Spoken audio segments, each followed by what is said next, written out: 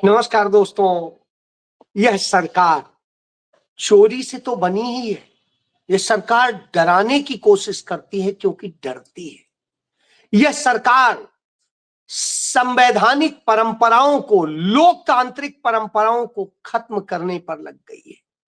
कैसे उसे डिरेल किया जाए, इसके लिए मुद्दों से डर लगता है। इसलिए मुद्दों पे बहस ना हो तो भारत के इतिहास में सबसे छोटा सत्र बुलाने का भी काम यह सरकार करती है। सत्र से डरती है, वंदे मातरम से डरती है। वंदे मातरम कह दीजिए, जय हिंद कह दीजिए, तो उससे भी डर लगता है।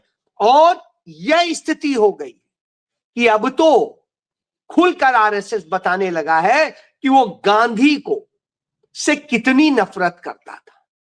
गांधी के नाम पर जिस तरह से उसने पहले के नहीं, हम तो गांधी का बड़ा सम्मान करते हैं, हम ये करते हैं, अब वह बात साबित हो रही है कि गांधी के हत्यारे यही थे और इन्हीं की साजिश थी, इन्हीं की नफरत थी। यह बात इनके मोहन भागवत साबित करते हैं और यह भी साबित करते हैं कि न ये हिंदुत्व के हैं, न हिंदुत्व के तो हैं, हिंदुओं के नहीं, ये वैदिक धर्म के नहीं है, सनातन धर्म के नहीं है, ये वास्तव में राजनैतिक हिंदुत्व के सारथी है। जी हां, क्योंकि उससे सत्ता मिलती है और इनके काम में मददगार वह गोदी मीडिया होता है जिसे हिंदू मुस्लिम की एकता और प्रेम मोहब्बत पसंद नहीं आती है, तो वो उसमें भी कैसे डिरेल किया जाए, उस मोहब्बत को खत्म किया जाए, उसके लिए काम करती है। तो आज इसी से बात शुरू करूंगा। हमारे देश के नेता प्रतिपक्ष राहुल गांधी भारत के लोगों से कहते हैं, नफरत के बाजार में मोहब्बत की दुकान खोलिए, ज्यादा से ज्यादा खोलिए। क्यों खोलिए? क्योंकि जब नफरत नहीं रहेगी तो ये तानाशाही करने वाले, ये लुटेरे, ये झूठे लोग, ये झूठे राष्ट्रवादी लोग सत्ता में नहीं आ पाएंगे। यदि जनता डटकर खड़ी हो जाएगी तो ये वोट चोरी भी नहीं कर पाएंगे। जनता जब आधी अधूरी खड़ी होगी, आधे मन से खड़ी होगी, तो फिर वह संदेश पूरा नहीं हो सकता। जी, इसलिए ये नफरत फैलाने का काम करते हैं, नफरत के लिए ये हर साधन अपनाते हैं। उसी पर बात करूं कि एक घटना पीलीभीत में होती है। वहां एक कुलदीप तिवारी नाम का व्यक्ति जा रहा होता है, उसकी गाड़ी एक तालाब में जाके गिर जाती है। तालाब में वो डूबने लगता है, मरने लगता है। गाड़ी डूबती जा रही है, उसकी जान निकलती जा रही है। ऐसे में एक फिरोज नाम का लड़का वो नाव लेके भागते हुए वहां जाता है, अकेले ही उसे निकालने की कोशिश करता है। पूरी कोशिश के बाद में उसकी नाव भी डूब जाती है। वो बचाने के लिए हर प्रयास करता है, लेकिन अकेले परेशान था। लोग दूसरी तरफ बाहर खड़े वीडियो बना रहे थे और चीजें कर रहे थे, चर्चाएं कर रहे थे, बचाने कोई नहीं आता है। उसने निकालने में आधा निकाल लिया। उसी समय एक दिनेश कुशवाहा नाम का व्यक्ति भी आ गया और उसने उसकी मदद की और दोनों उसे बचा के ले आए। जी, यह घटना हुई। तो आज तक जैसा चैनल जो अपने आप को देश का सबसे बड़ा, सबसे तेज कहता है, वो चैनल जो खबर चलाता है, उस खबर को समझने वाला है। उस खबर में वो कहता है एक डूबते को बचाया, लेकिन बचाने वाले का नाम दिनेश कुशवाहा तो बताता है, फिरोज का जिक्र भी नहीं करता है। कोई मुस्लिम था तो उसका भी जिक्र नहीं करता है। यानी कितनी छोटी सोच के साथ कि यह संदेश ना चला जाए कि एक हिंदू को बचाने मुसलमान आया, अपनी जान जोखिम में डाली, अपनी नाव डुबवा दी, लेकिन वो बचा लाया। सबसे बड़ा योगदान उसी फिरोज का था। यदि फिरोज चंद मिनट लेट हो जाता तो शायद कुलदीप इस दुनिया में नहीं होता। वो नहीं जानता था कुलदीप को कि वो हिंदू है या मुसलमान है या कौन है। उसने मानवता की रक्षा की। कमोबेश इसी तरह हमने जम्मू में भी देखा कि एक मुस्लिम पत्रकार का, ईमानदार पत्रकार का जब घर तोड़ा गया तो हिंदू कुलदीप कुमार वहां मदद के लिए आया। अब आप सोचिए, तो इस तरह से जब चीजें होती हैं तो इसे एक उसी मोहब्बत का पैगाम बताना चाहिए, लेकिन नहीं, यहां तो नफरत फैलानी है, नाम तक नहीं आने देना है बड़े लंबे समय तक। ये तो कहिए सोशल मीडिया को धन्यवाद करिए कि चीजें आ जाती हैं। इसीलिए तो इन्हें नफरत है कि सोशल मीडिया वो सच ले आती है जो ये झूठ बनाने की कोशिश करते हैं। बहरहाल कोई बात नहीं। तो मैं इसकी बात क्यों कर रहा था, क्योंकि राहुल गांधी यही मोहब्बत स्थापित करने की बात करते हैं कि यदि ये मोहब्बत होगी तो हिंदू मुस्लिम एक दूसरे की जान भी बचाएंगे, एक दूसरे के मददगार भी होंगे और फिर देश तेजी के साथ आगे बढ़ेगा। इसीलिए आगे भारत बढ़ा था क्योंकि भारत एक सेकुलर कंट्री था, लेकिन नरेंद्र मोदी शासनकाल में उसे कलंकित किया गया है। कलंकित करने का एक इतिहास देख लीजिए। वो ये है कि आरएसएस चीफ मोहन भागवत कहता है कि महात्मा गांधी का भारत को एकता का जो मिशन था, आदर्श था, वो असल में कॉलोनियल शिक्षा का परिणाम था। वो मैकॉले की शिक्षा से प्रभावित थे और उसके लिए काम कर रहे। यानी आप देखिए, जिस शख्स ने इस देश में वह आंदोलन खड़ा कर दिया जो दुनिया में नजीर है कि शांति अहिंसा के जरिए, एकता के जरिए देश को एक सूत्र में बांध करके देश की आजादी की लड़ाई करा दी हो, वो लड़ाई लड़ी हो, उस गांधी के लिए इस तरह की बात करता है।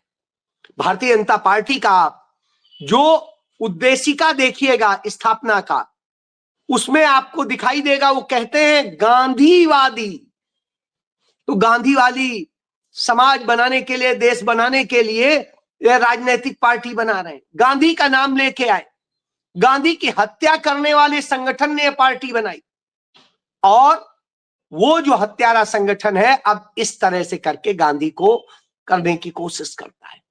वैसे भी सावरकर के नाम पे, सावरकर की फोटो लगाने से लेके संसद में और तमाम सारे काम इन्होंने किए।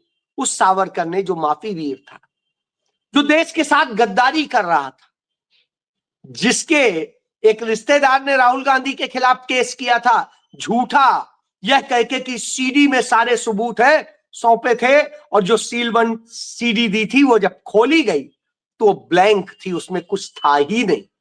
यानी 3 साल राहुल गांधी को सिर्फ ब्लैंक सीडी के जरिए परेशान किया गया। क्यों? क्योंकि राहुल गांधी से डर लगता है। वो मोहब्बत की दुकान खोलते हैं, तो जो मोहब्बत की दुकान खोलता है उससे इन्हें डर लगता है। तो अब वही नेशनल हेराल्ड केस जो सुब्रमण्यम स्वामी ने एक परिवाद दाखिल करके, क्रिमिनल परिवाद दाखिल करके राहुल गांधी के खिलाफ, सोनिया गांधी के खिलाफ, उनके परिवार के खिलाफ किया था, और जिस तरह से क्या किया था, ये वही नेशनल हेराल्ड है जिसे पंडित जवाहरलाल नेहरू ने 1938 में बनाया था, किसी और का बनाया हुआ नहीं था। उसी को एसोसिएट जनरल जो कंपनी थी उसे चलाने के लिए, यंग इंडिया कंपनी जो गांधी जी की होती थी, उसी के नाम से राहुल गांधी ने नॉन प्रॉफिट कंपनी बनाई जिसमें उसके लोग कुछ भी नहीं ले सकते हैं। और जिस कंपनी ने यह किया हो, नॉन प्रॉफिट कंपनी हो, उस कंपनी के मामले में अब एक एफआईआर दर्ज की गई। आपको याद होगा पहले सीबीआई में केस रजिस्टर किया गया, सीबीआई ने कहा इसमें कोई गड़बड़ी नहीं है, फिर उसके बाद में ईडी में हुआ, ईडी ने पहली बार कहा कि हाँ इसमें कुछ नहीं है, फिर ईडी के नियम बदले गए और फिर से ईडी में 2018 में शुरू किया गया केस और उसमें चार्जशीट की गई है आखिरी दिन, जिस दिन उसकी मियाद खत्म हो रही थी, क्योंकि वो तो करना ही था। अब अदालत में वो बुरी तरह पिट रहे हैं, जब अदालत में पिट रहे हैं, चार्ज फ्रेम नहीं हो पाया है, समन आज तक नहीं हो पाया है, तो परेशान होके रात में अचानक चुपचाप एफआईआर दर्ज करा देती है दिल्ली ईओडब्ल्यू। दिल्ली ईओडब्ल्यू को किसने कंप्लेंट दी है भाई? दर्ज कर देती है। अब आप सोचिए, यानी आप इतना असफल हो गए कि आपकी ईडी असफल हो गई, सीबीआई असफल हो गई, इनकम टैक्स असफल हो गई, सब असफल हो गए, अदालत में केस चल रहे हैं, एक नहीं दो दो चल रहे हैं, और उसके बाद तीसरी एक एफआईआर नहीं दर्ज कर लेते हैं जिसमें श्रीमती सोनिया गांधी, राहुल गांधी और उनके दूसरे साथी हैं, जिसमें डोटेक्स मर्चेंटाइल्स है, यंग इंडिया है, और इसके अलावा जो 6 लोग हैं उनमें सैम पेत्रोदा हैं, सुमन दुबे हैं, तो इस तरह से करके सुनील भंडारी हैं, ये सारे लोगों को उसमें मुलजिम बनाया गया है। अब आप एक चीज सोचिए, राहुल गांधी को डरा लेंगे। 14 तारीख को राहुल गांधी ने दिल्ली में वोट चोरी के खिलाफ एक बड़ा बिगुल बजाने का संकल्प लिया और रामलीला मैदान में बड़ी रैली होने जा रही है। उस रैली से घबराए हुए हैं क्योंकि मध्य प्रदेश हो, छत्तीसगढ़ हो, राजस्थान हो, हरियाणा हो, हिमाचल प्रदेश हो, तेलंगाना हो, जो कर्नाटक हो, या और दूसरे तमाम सारे प्रदेश, तमाम प्रदेशों में सड़कों पर कांग्रेस उतरी हुई है, पंजाब में सड़कों पर उतरी हुई है, हर जगह कांग्रेस सड़कों पर उतर के संघर्ष कर रही है, वोट चोरी का संदेश दे रही। घबराए हुए हैं। गुजरात में शुरू हो चुका है 1100 किलोमीटर की पदयात्रा, इसलिए घबराहट बढ़ गई तो एफआईआर दर्ज करा दी। सोचा राहुल गांधी डर जाएंगे, वो भूल जाते हैं ये वही राहुल गांधी हैं जिनके परिवार की 4 पीढ़ियों ने इस देश के लिए कुर्बानी दी है, एक दो नहीं 4 पीढ़ियों ने देश की आजादी में भी योगदान दिया है। आप देखिए पंडित गंगाधर नेहरू 1857 से आप शुरू कीजिए, उन्होंने देश के लिए शहादत दी। जो उनके बेटे थे मोतीलाल नेहरू, उन्होंने दी।